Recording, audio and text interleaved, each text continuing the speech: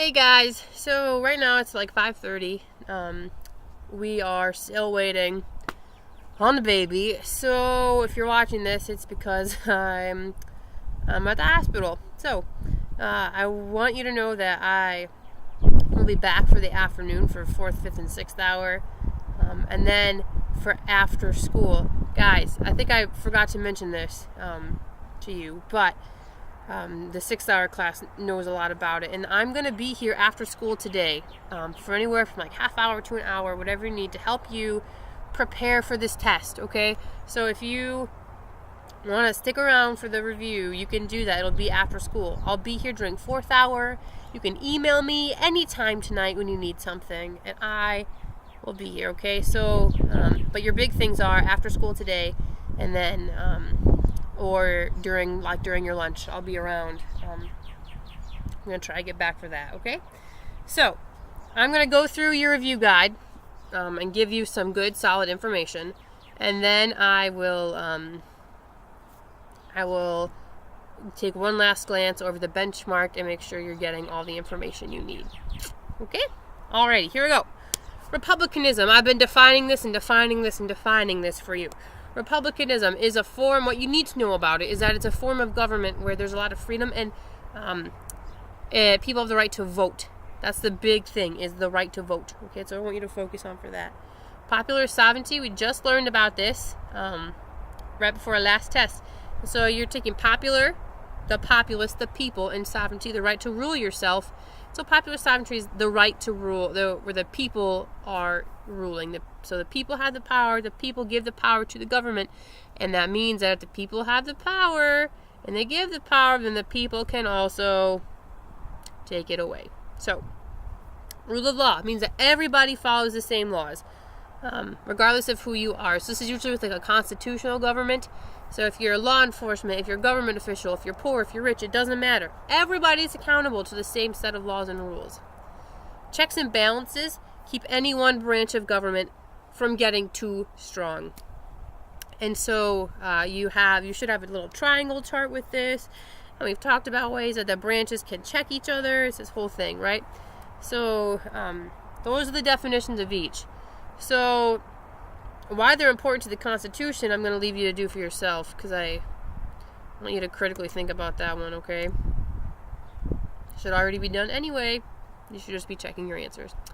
All right, the requirements. To be president, you have to be 35 years old. You have to have been a natural-born citizen, and you have to have lived here for 14 years. To be a senator, you have to be 30. Oh, and I'm sorry, presidential terms are 4 years long. Senators' terms are 6 years. They have to be 30 years old.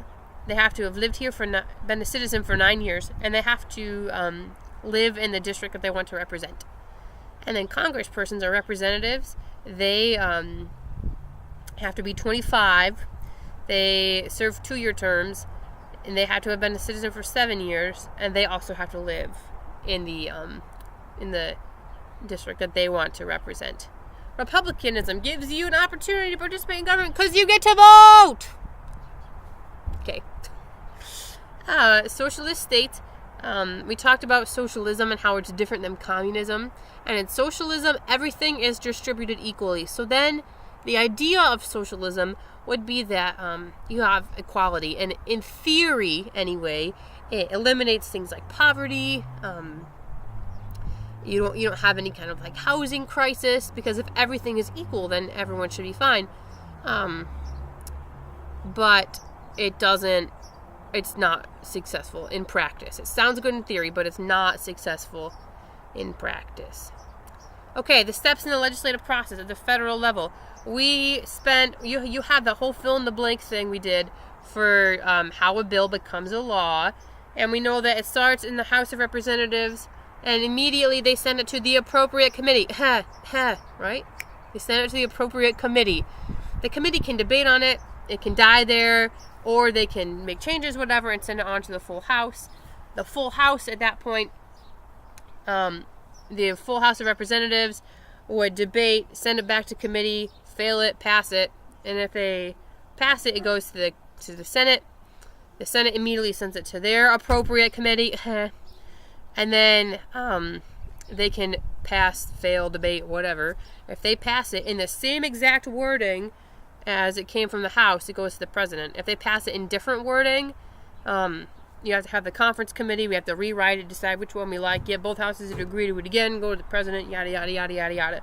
We're going to do way more with that next week, like I said. But the big thing to know right now is whether it's the House or the Senate, the first people they give it to is the appropriate committee. Okay, sorry for being obnoxious. Okay, checks and balances. Like I said, you should have that little triangle chart. So like the executive branch, the president can check the Congress by power of veto. And the president has some check over the judicial branch because he gets to nominate judges. The legislative branch checks Congress because they can override his veto and they have the power of impeachment. And the Senate has some check over the judicial branch because, or the Congress has some check over the judicial branch because they get to approve nominations.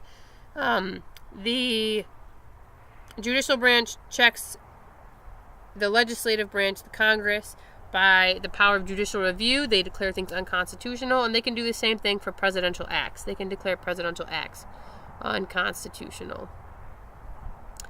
The number 8 is about the 10th Amendment, and the 10th Amendment says that that any rights not enumerated, not given specifically to the federal government in the Constitution, those become rights of the states. So the states have the right to do those things. So that would limit power to the federal government because they can't just do whatever they want. If the Constitution doesn't specifically say the federal government can do that, they have to pass an amendment to the Constitution to get that power added. So it makes the states decently strong. Remember that in a federal system, the power is split between different levels of government. And so by giving power to the state branches, you limit the power at the national level. Dog. Okay. When you're removing a president through impeachment, the House, remember, impeachment is the name for the whole process. Hiccups, I'm so sorry. Okay. The House of Representatives, holds the trial, basically, okay? They charge them, they hold the trial. And then the Senate gets to vote on whether or not to remove them from office. Have we impeached a president who hasn't been removed from office? Yes, we have. Bill Clinton, right? We talked about that. So impeachment is just a process, but the House tries and the Senate votes. The House tries, the Senate tries. Okay. The 3 branches of government are the first 3 articles of the Constitution. The first one is the legislative branch. It's Article 1 because we wanted the law-making body to be more strong than the single part body of the president. So, the Congress, the legislature, Article 1, they're responsible for making laws. They make the laws, okay? They have other responsibilities, but they make the laws. The second branch is the executive branch, the president, the vice president, the cabinet, the bureaucracy, all the people, all those acronyms under them. Their main job is to enforce the laws, and the enforcing comes through all those acronymed bodies, okay? And then the third branch is the judicial branch. It's the court systems. The Supreme Court is generally what we refer to, and their job is to enforce the laws. And this used to have a string in it. I'm so distracted. They enforce the laws through court rulings and by declaring things unconstitutional. Okay, so the function of the cabinet, you're taking the parliamentary system and putting it against a presidential system. So in a presidential system, the president has these advisors. They're called the cabinet. You have the Secretary of Housing and Urban Development, which is the doctor, Ben Carson. You have the Secretary of Education, which is Betsy DeVos. You have Secretary of Environmental Affairs, Scott Pruitt is in charge of the EPA, and all these other appointed members. So the big thing you need to know in the cabinet, it's less important that you can name them, and sorry, it might be baby time. More important that you know, oh geez, and holy moly, and more important, that you know that their job is to advise the president. Dang. Okay. Federalism. Number 12. Federalism. Does it limit or expand powers? It limits them, of course, because it splits them up. So the federal government can't do everything, and the state governments can't do everything, and the local governments can't do anything. Federalism splits power between levels. All right, judicial review. That's the Supreme Court deciding whether or not a law is constitutional. And they do this because of the Marbury versus Madison court case. We acted this out in class, right? We did this little thing. So basically, the Supreme Court gave themselves the power. It's kind of tricky and underhanded, if you remember. And all the specific details of that case is not as important as you knowing that the Supreme Court, it's not anywhere in the judicial review is not in the Constitution. Nowhere. Look for it, you won't find it. The Supreme Court gets the power of judicial review because they take it through a court ruling. So when they rule, Marbury versus Madison, when they rule in favor of James Madison, essentially what they do is give themselves the power to declare laws unconstitutional. And then they've kept that power since. And it's become the main goal of the judicial branch to interpret laws. Number 14, the preamble is 6 things. To form a more perfect union, meaning the government should always be evolving, should always be looking to take care of the most citizens it can. If living things don't adapt, they die. And so the government should always be adapting so that it can stay alive. In order to form more perfect and establish justice. So we have fair court systems in America. If you commit a crime, you get treated fairly. If you don't commit a crime, then the court system handles you properly for that too. Ensure domestic tranquility talks about peace at home. We're going to stop a riot, or we're going to stop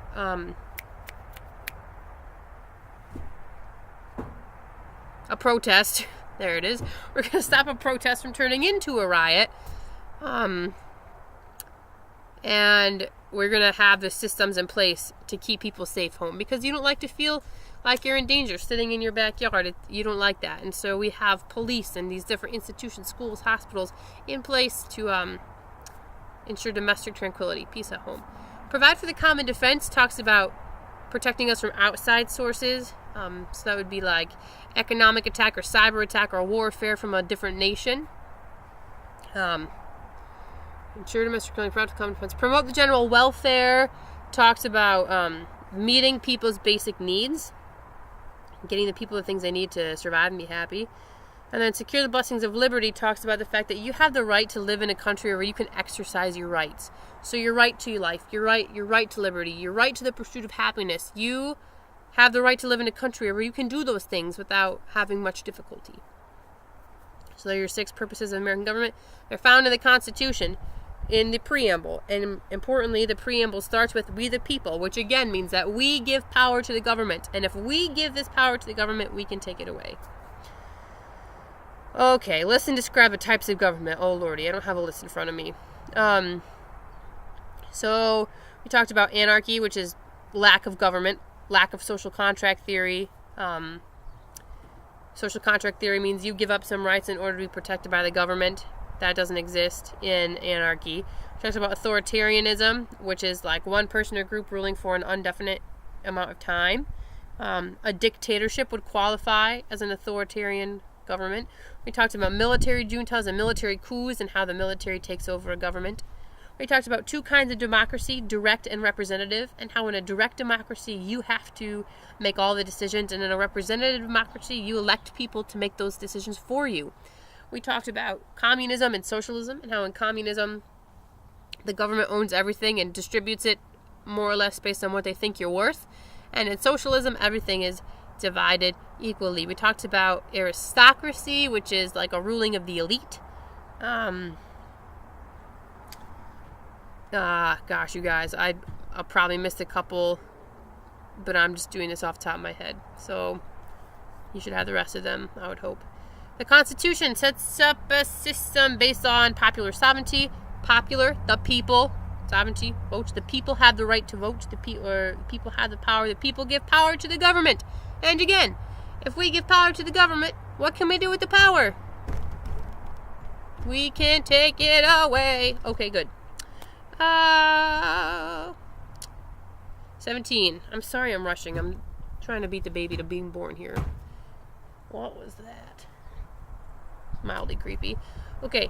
In a unitary state, this is basically the exact opposite of federalism, okay? Because in federalism, power is distributed among multiple levels. In a unitary state, it's all the central government. Now, in a confederacy, the power is loosely is at the state level, and the central government has very little power. In unitary state, flip that, okay? The central government has all the power, and the states have very little amounts of power. In the U.S., we have federalism. Most countries in the world have unitary. Number 18. Okay, so in a parliamentary system, the legislature chooses the executive. They're called ministers, and that's the prime minister then. So the prime minister is kind of he answers to the legislature, so he has to do things that they like, or they'll just get rid of him. In a presidential system, the president is chosen separately from the legislature. We pick them both. As a people, we pick them both. And they're separate. They don't always work well together, even when they have when they control the same house. They don't always work well together, which leads to some problems. So we know that we have a presidential system because we choose a president and the legislature. The legislature doesn't choose him, and they're two separate branches altogether. All right, liberties are found in both the Declaration of Independence and the Bill of Rights. The Declaration of Independence is the greatest breakup letter of all time, right? They say we have the right to be free. We say when you don't give us the right to be free, we have the right to rebel. These are all the terrible things you did to us. Then they say not only were those terrible things terrible, they were so terrible that we had to rebel, right? That list of things that they're complaining about, there are many of those things that are represented in the Declaration, in the Bill of Rights. The rights that we say we want in the Bill of Rights are things that the king took away, that they complained about in the Declaration of Independence. Think about that. He taxed us without our consent. He made us house soldiers in a time of peace. He kept standing armies among us.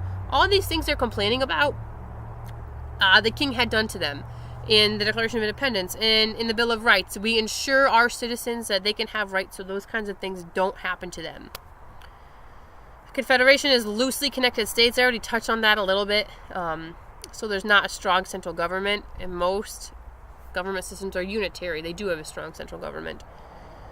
The Bill of Rights and Declaration of Independence are similar, again, because of the fact that they both talk about rights and liberties for the citizens. A lot of you have asked me about 22 already.